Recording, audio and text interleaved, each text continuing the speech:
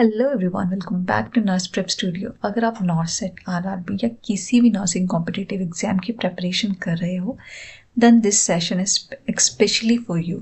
आज हम स्टार्ट कर रहे हैं day 1 of our MCQ practice series focusing on medical surgical nursing GI system. लेकिन एक स्मॉल रिक्वेस्ट, मैं हर क्वेश्चन रीड करूंगी, उससे पहले आप खुद आंसर सोचिए। Try to attempt it seriously because real improvement तभी होता है जब आप एक्टिवली प्रैक्टिस करते हो और वीडियो में पार्टिसिपेट करते हो। हर एक्सप्लेनेशन के बाद क्विकली चेक कीजिए क्या आपका कॉन्सेप्ट क्लियर था या कहीं कंफ्यूजन था। By the end of this video, you should be more confident with GI related MCQ. So let's begin today's focus practice session. So your first question is, a client has just returned to unit after undergoing a gastroscopy with moderate sedation and topical throat anesthesia. Which nursing action is the priority in the immediate post-procedure period? So see the options. First option is offer a sip of water to relieve the throat dryness. Option B, assess the gag reflex before giving any oral intake. And option C is administer the prescribed oral medication. And last option is encourage the deep breathing exercises. See, here the correct answer is option B, that is gag reflex assess करो before giving anything orally. अगर आप बिना check किए उसे पानी दे दोगे, oral medication दे दोगे, कुछ खाने को दे दोगे तो क्लाइंट को एस्पिरेशन हो सकता है। और एग्जाम में याद रखो, airway is always a priority, ABC rule. Now next question is, which of the following is the best disinfectant for an endoscope? So options are hypochlorite, formaldehyde, glutaraldehyde and chlorhexidine. So here the correct answer is option C, that is a glutaraldehyde. So जो endoscope कैसा instrument है, तो endoscope एक heat sensitive delegate fibre होते हैं उसमें और body के अंदर डायरेक्टली जाता है। तो क्या हम इसे ऑटोक्लेव कर सकते हैं? नो, ये डैमेज हो जाएगा। तो हमें चाहिए हाई लेवल का डिसइंफेक्शन। हाई लेवल डिसइंफेक्टेंट का किंग कौन है? ग्लूटरलडिहाइड। वाई ग्लूटरलडिहाइड? बिकॉज ये बैक्टीरिया किल करता है, वायरसेस किल करता है, फंजाई किल करता है, माइकोबैक्टीरिया भी डिस्ट्रॉय करता है, प्रॉपर एक्सपोजर में स्पोर्स भी। इसीलिए एग्जाम में अगर लिखा हो best disinfectant for endoscope, so your brain should instantly से ग्लूटरलडिहाइड। अब बाकी ऑप्शंस में भी ट्रैप कहाँ है? हाइपोक्लोराइड। ये थोड़ा कोरोसिव होता है, इंस्ट्रूमेंट डैमेज करेगा। B formaldehyde, it contain toxic fume, तो रूटीन यूज नहीं कर सकते हम इसको। And last one is the chlorhexidine, it is a low level disinfectant, तो ये इसीलिए ऑप्शन सी हमारा करेक्ट आंसर है। Now the next question is, a 32-year-old female is admitted with persistent vomiting for 3 days due to acute gastritis. She complained of muscle weakness and palpitation. On assessment, the nurse noted dry mucous membrane and shallow respiration. ये तो हो गई उसकी condition. उसके बाद nurse ने उसकी ABG report भी देखी, तो उसमें उसकी पीएच कितनी थी? 7.5. HCO3 is 32 milli equivalent per liter. Partial pressure of carbon dioxide is 46 mm of Hg. And last is the serum potassium level, that is a 3 milli equivalent per liter. So which of the following acid base imbalance is most likely present? So see the option. यहाँ पे हमसे पूछा acid base balance कौन सा है। Options क्या क्या है? metabolic acidosis with hyperkalemia, metabolic acidosis with hypokalemia, metabolic alkalosis with hyperkalemia, and option D is the metabolic alkalosis with hypokalemia. चलो इसको एग्जामिनर की तरह ब्रेक करते हैं। सबसे पहले हिस्ट्री देखो, 3 दिन से परसिस्टेंट वॉमिटिंग है, दूसरा मसल वीकनेस है, तीसरा पाल्पिटेशन है, साथ में उसको ड्राई म्यूकस मेम्ब्रेन है और शैलो रेस्पिरेशन है। तो वॉमिटिंग का मतलब क्या लूज हो रहा है? Gastric acid. एसिड बॉडी से निकल रहा है, बॉडी हो रही है alkaline. Okay, now see the ABG. Here the pH is 7.5. अगर मैं नॉर्मल बात करूँ तो इट इज अबाउट 7.3 to 7.45. तो ये क्या इंटरप्रेट कर रहा है कि पेशेंट को क्या है? एल्केलोसिस है। सेकंड आगे HCO3, तो यहाँ पे HCO3 है 32, नॉर्मल कितना होता है? 20 to 26 milliequivalent per litre. तो ये क्या है? यहाँ पे हमारा जो HCO3 है वो इंक्रीज हो गया है, which is indicating the metabolic cause. Next one is the PaCO2. So here the PaCO2 is of 46, which is slightly increased. Normally कितनी होती है? 35 to 45. तो it is indicating कि body compensate करने की कोशिश कर रही है। And last we have the serum potassium level. It is about 3 milli equivalent per liter. Normal कितना होता है 3.5 to 5, विच इज इंडिकेटिंग कि पेशेंट को क्या है, हाइपोकैलेमिया है। तो इसीलिए करेक्ट आंसर क्या होगा, option D, that is metabolic alkalosis with hypokalemia. Vomiting में पोटेशियम भी लूज होता है। Whenever you see the persistent vomiting, high pH, high HCO3, low potassium, directly think about the metabolic alkalosis. Next question is, a 45-year-old male client with chronic alcoholism is admitted with severe weight loss and muscle wasting. Laboratory finding showed decreased serum albumin and increased urinary nitrogen excretion. Which of the following finding best indicate the protein deficiency? So here the options are spoon-shaped nail, increased bleeding time, C positive nitrogen balance, and D negative nitrogen balance. चलो इस question को थोड़ा logically break करते हैं। Chronic alcoholism, severe weight loss, muscle wasting, decrease serum albumin and increase urinary nitrogen excretion. अब सोचो protein body में किस फॉर्म में स्टोर होता है, मसल मास में, और नाइट्रोजन किस में आता है, प्रोटीन में। Firstly we have to know what is nitrogen balance. तो प्रोटीन मेटाबॉलिज्म को मेजर करने का बेस्ट इंडिकेटर है नाइट्रोजन बैलेंस। तो ये भी दो टाइप का है, एक है पॉजिटिव नाइट्रोजन बैलेंस और दूसरा होता है नेगेटिव नाइट्रोजन बैलेंस। तो फर्स्टली पॉजिटिव नाइट्रोजन बैलेंस का मतलब है कि प्रोटीन इनटेक ज़्यादा है in comparison to protein loss, ठीक है, which is mostly seen in pregnancy and growth. And second we have the negative nitrogen balance, it means कि प्रोटीन लॉस ज़्यादा है, प्रोटीन इनटेक कम है, ठीक है, which is seen in starvation, burn, trauma and alcoholism patient. यहाँ क्या हो रहा है, एल्ब्यूमिन लो, मसल वास्टिंग और यूरिन में नाइट्रोजन ज़्यादा, मतलब बॉडी अपने मसल्स तोड़ के प्रोटीन यूज कर रही है। So this clearly indicate the negative nitrogen balance. Next question is, a nurse is preparing a client for urea breath test.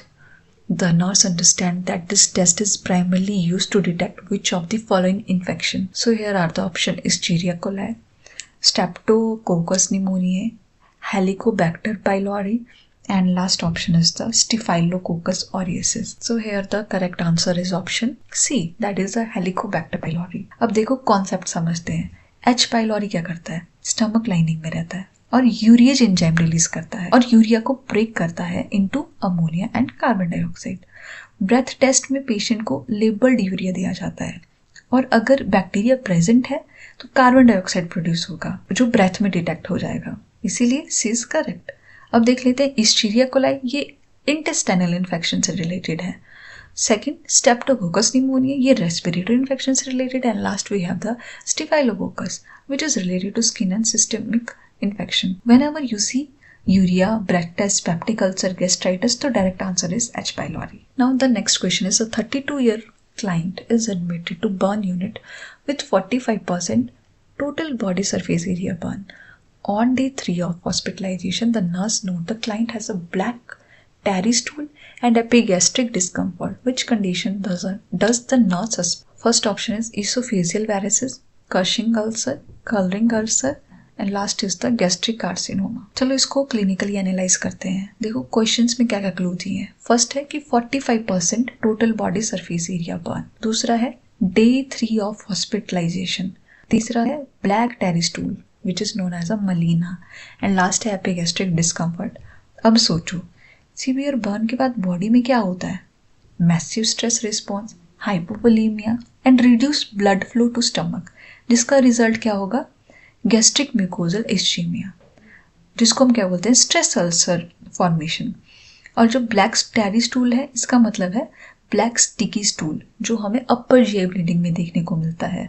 और बर्न पेशेंट में डे 2 और डे 3 में जीआई ब्लीडिंग का मोस्ट कॉमन कॉज होता है कर्लिंग अल्सर।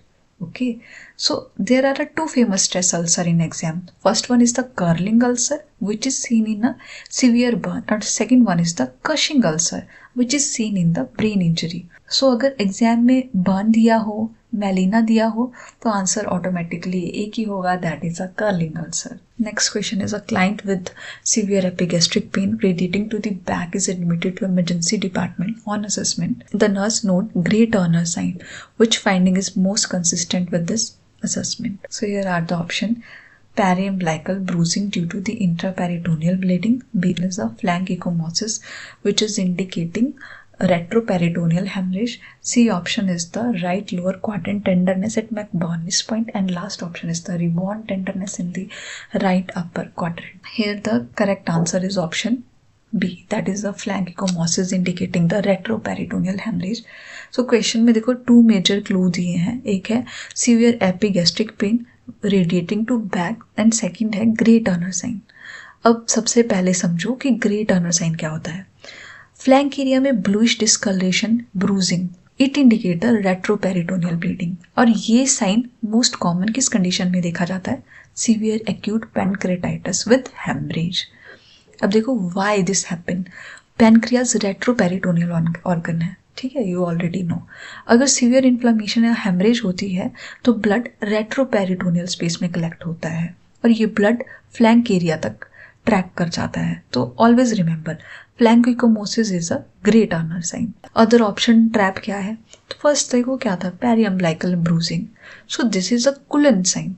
सेकंड ये McBurney's point वाला, McBurney's point tenderness किस कंडीशन में होती है? अपेंडिसाइटिस में. और लास्ट हमारा रिबॉन्ड टेंडरनेस है, ठीक है, in the right upper quadrant, तो it is seen in the cholecystitis. So question में स्पेसिफिकली पूछा था आपसे Grey Turner. So here the correct answer is option B. Now moving next question. Which of the following lab finding would most strongly support a diagnosis of acute pancreatitis? So here the options are elevated serum amylase, elevated serum lipase, elevated aspartate aminotransferase, and last option is elevated serum amylase and serum lipase. So here the correct answer is option C, that is the elevated serum lipase. चलो इसको smart तरीके से समझते हैं. Acute pancreatitis में 2 enzyme बढ़ते हैं, एक सीरम अमाइलेज और दूसरा सीरम लाइपेज. लेकिन एग्जाम में क्वेश्चन है most strongly support the diagnosis, तो यहाँ पे ट्रैप है. Amylase versus lipase difference. Serum amylase 6 to 12 hour में राइज करता है और दूसरे तीसरे दिन में नॉर्मल हो जाता है. तो स्पेसिफिक ही नहीं है ये, सलाइवरी ग्लैंड इंटेस्टाइनल इशू में भी बढ़ता है. लेकिन जो दूसरा हमारा सीरम लाइपेज है ये 4 to 8 आवर्स में राइज करता है और 7 से 14 दिन तक एलिवेटेड रहता है. So it is a more specific for pancreatic injury. इसीलिए डायग्नोसिस कंफर्म करने के लिए लाइपेज ज़्यादा रिलायबल है. अब देखो AST क्यों गलत है? AST तो लीवर एंजाइम है, पैनक्रेटाइटिस में माइल्ड सा राइज होता है बट डायग्नोस्टिक नहीं है. So that's why the last option क्या थी, अमाइलेज एंड लाइपेज. क्यों नहीं? बिकॉज एग्जाम में जब मोस्ट स्पेसिफिक या मोस्ट स्ट्रांगली सपोर्ट लिखा हो तो always choose the most specific marker, that is serum lipase. Next question is a 55-year-old client with history of chronic diarrhea, weight loss and abdominal pain is diagnosed with Crohn's disease. The nurse understands that which area of the GI is most commonly affected. So here are the options: duodenum, terminal ileum, ascending colon, sigmoid colon. So here the correct answer is option B, that is a terminal ileum. अब देखो other option क्यों correct नहीं है. duodenum है लेकिन ये less commonly involve होती है. दूसरा ascending colon, ये हो सकता है इन्वॉल्व हो बट मोस्ट कॉमन नहीं है. And last is the sigmoid colon. It is more associated with ulcerative colitis, that is which means continuous inflammation. So Crohn love ileum, याद रखो क्रॉन में हमारी टर्मिनल इलियम अफेक्ट होती है और अल्सरेटिव कोलाइटिस में रेक्टम से start. Now the next question is the nurse is assessing a client with suspected appendicitis at which anatomical location is McBurney's point found. So here are the option: midway between the right iliac crest and anterior superior iliac spine. B, midway between the umbilicus and right anterior superior iliac spine, and option C is a midway between the umbilicus and pubic symphysis, and last option is the directly over the left lower quadrant. So here the correct answer is option A, that is a midway between the right iliac crest and anterior superior iliac spine. सबसे पहले याद रखो मैकबर्निस point appendicitis का classic landmark है. Exact location कहाँ होती है? Right side of abdomen में, एम्प्लाइकस और right anterior superior iliac spine में. इन दोनों को ज्वाइन करके एक इमेजिनरी लाइन से उस लाइन का मिड पॉइंट ही मैकबर्निस पॉइंट होता है. अगर क्लाइंट को राइट लोअर क्वाड्रेंट पेन है, फीवर है, नोजिया है, रिबाउंड टेंडरनेस है और पाल्पेशन पे मैक्सिमम पेन इसी पॉइंट पर हो तो it strongly suggest the patient having a acute appendicitis. Next question is, a client with advanced liver cirrhosis is being monitored on the medical unit. Which assessment finding should alert the nurse that the client condition is deteriorating? So here are the option. A is guarding with abdominal palpation, B bilateral crackle at the lung bases, C peripheral visual disturbances, option D flapping tremor of the hand when arms are extended. So here the correct answer is option D, that is a flapping tremor of the hand when arms are extended. Client को advance liver cirrhosis है. अब question पूछ रहा है कि कौन सा finding deteriorating show कर रहा है. तो सबसे डेंजरस कॉम्प्लिकेशन क्या होता है सिरोसिस में? Hepatic encephalopathy. और हिपैटिक एनसेफेलोपैथी का क्लासिक साइन क्या है? फ्लैपिंग ट्रेमर, जिसको हम एस्ट्रेक्सिस बोलते हैं. अब देखो, why flapping tremor is serious. Liver failure में अमोनिया लेवल इंक्रीज होता है, टॉक्सिन ब्रेन तक पहुंचते हैं, न्यूरोलॉजिकल डिटोरेशन होती है. एस्ट्रेक्सिस एक एबनॉर्मल मोटर साइन है जिसमें पेशेंट जब अपने आर्म्स को एक्सटेंड करता है और रिस्ट को डॉर्सीफ्लेक्स करता है तो hand sudden irregular flapping movement करते हैं, बिल्कुल वर्ड के विंग्स की तरह. इसीलिए इसे फ्लैपिंग ट्रिमर भी बोलते हैं. सो ये साइन इंडिकेट करता है worsening of liver failure. That's why the option D is correct. Now next question is, a client present to emergency department with right lower quadrant abdominal pain, nausea and low grade fever. During assessment, the nurse palpate the left lower quadrant and the client report increased pain in right lower quadrant. Which clinical sign is the nurse assessing? Bloomberg sign, Murphy's sign, Robsing sign, and last is the Cullen sign. So here the correct answer is option C, that is a Robsing sign. हो सकता है मेरी pronunciation में फर्क हो, please आप इसको forget करके क्वेश्चन पे फोकस. तो रॉब्सिंग साइन क्या होता है? जब nurse left lower quadrant press करती है और पेशेंट को राइट लोअर क्वाड्रेंट में फील हो रहा है, then it is known as a Rovsing sign. ये स्ट्रॉन्ग इंडिकेटर होता है एक्यूट अपेंडिसाइटिस का. अब बाकी ऑप्शंस भी देख ही लेते हैं. फर्स्ट था ब्लूमबर्ग साइन, तो ये रिबॉन्ड टेंडरनेस को इंडिकेट करता है, मीन्स पेन तब हो रहा है जब हम प्रेशर अप्लाई कर रहे हैं. सेकंड मर्फी साइन, तो it is a right upper quadrant pen during inspiration which is seen in cholecystitis. And last is the Cullen sign. It is a periumbilical bruising which is seen in the pancreatitis. Next question is, a client is prescribed TPN, that is a total parental nutrition. Which venous access site is most appropriate for administering the TPN? Options are cephalic vein, vesical vein, femoral vein, subclavian vein. So here the correct answer is option D, that is a subclavian vein. सबसे पहले समझो कि TPN क्या होता है. TPN होता है highly concentrated solution, high glucose content, hypertonic fluid, amino acid plus electrolyte plus vitamin. इसकी ऑस्मोलैरिटी बहुत हाई होती है. हाई ऑस्मोलैरिटी सॉल्यूशन को लार्ज सेंट्रल वेन में देना चाहिए. क्यों? रैपिड ब्लड फ्लो के लिए, डाइल्यूशन फास्ट होती है, वेन इरिटेशन कम होती है, थ्रोम्बोफ्लेवाइटिस का रिस्क भी कम हो जाता है. इसीलिए TPN पेरिफेरल वेन में नहीं दिया जाता. Next question is, a client with advanced liver cirrhosis is admitted to the medical unit. The nurse initiate the bleeding precaution. Which underlying condition associated with cirrhosis most justified this nursing action? So here are the options: hepatic encephalopathy, B increased vitamin K dependent clotting factor, C elevated liver enzyme level, and last one is the hepatorenal syndrome. So here the correct answer is option B, that is a decreased vitamin K dependent clotting factors. Client को advance liver cirrhosis है, nurse ने bleeding precaution start किए. अब question है कि कौन सी underlying condition किसको justify करती है? तो लीवर का इंपॉर्टेंट फंक्शन, लीवर प्रोड्यूस करता है क्लॉटिंग फैक्टर्स, फैक्टर 2, 7, 9 एंड 10. ये सब विटामिन के डिपेंडेंट क्लॉटिंग फैक्टर्स हैं. लेकिन सिरोसिस में क्या होता है? लीवर डैमेज हो जाएगा, क्लॉटिंग फैक्टर प्रोडक्शन डिक्रीज हो जाएगी, ब्लड क्लॉट प्रॉपर्ली नहीं बनेगा और ब्लीडिंग रिस्क इंक्रीज हो जाएगा. इसीलिए ब्लीडिंग प्रिकॉशन नेसेसरी है. अदर ऑप्शन भी देख लेते हैं. फर्स्ट है हिपैटिक एनसेफेलोपैथी, ये न्यूरो कॉम्प्लिकेशन है, ब्लीडिंग से कोई डायरेक्टली इसका रिलेशन नहीं है. और लास्ट है हमारे पास हिपैटोरीनल सिंड्रोम, तो it is a kidney failure complication, bleeding का मेन कॉज नहीं है. Now the next question is, a 9-month-old infant is brought to the emergency department with intermittent episode of severe abdominal pain and vomiting. Okay, now the parent report that the client passed a current jelly-like stool. Which condition should the nurse suspect? So options are Hirschsprung disease, pyloric stenosis, intussusception, and last one is the Meckel diverticulum. So here the correct answer is option C, that is intussusception. Question में 3 classic clues दिए हैं. First है 9-month-old baby. Second, intermittent severe abdominal pain. Patient को vomiting भी है साथ में, और पेशेंट को हो रहा है करंट जेली लाइक स्टूल. तो ये कॉम्बिनेशन देखते हैं, एग्जाम में एक ही आंसर आना चाहिए, दैट इज इंटरसेप्शन. इंटरसेप्शन क्या होता है? एक पार्ट ऑफ इंटेस्टाइन दूसरे पार्ट के अंदर स्लाइड हो जाती है, ठीक है, जस्ट लाइक टेलीस्कोप फोल्ड होना. इसमें क्या होगा, पेशेंट को एक तो इंटेस्टाइनल ऑब्स्ट्रक्शन हो जाएगी, दूसरी ब्लड सप्लाई कॉम्प्रोमाइज हो जाएगी, तीसरा स्टूल में म्यूकस और ब्लड मिक्स हो जाता है, जिसका रिजल्ट क्या है? Current jelly stool. अब हर्शस्प्रंग डिजीज ऑलरेडी पता है आपको, पेशेंट को क्रॉनिक कॉन्स्टिपेशन होती है. पाइलोरिक स्टेनोसिस में पेशेंट को प्रोजेक्टाइल वॉमिटिंग होती है, लेकिन इसमें कोई ब्लडी स्टूल नहीं होता. And last one is the Meckel diverticulum. तो ये it is a painless rectal bleeding. Next question is which of the following finding is not typically associated with ulcerative colitis? So here are the options. First is the continuous inflammation starting from the rectum, bloody diarrhea.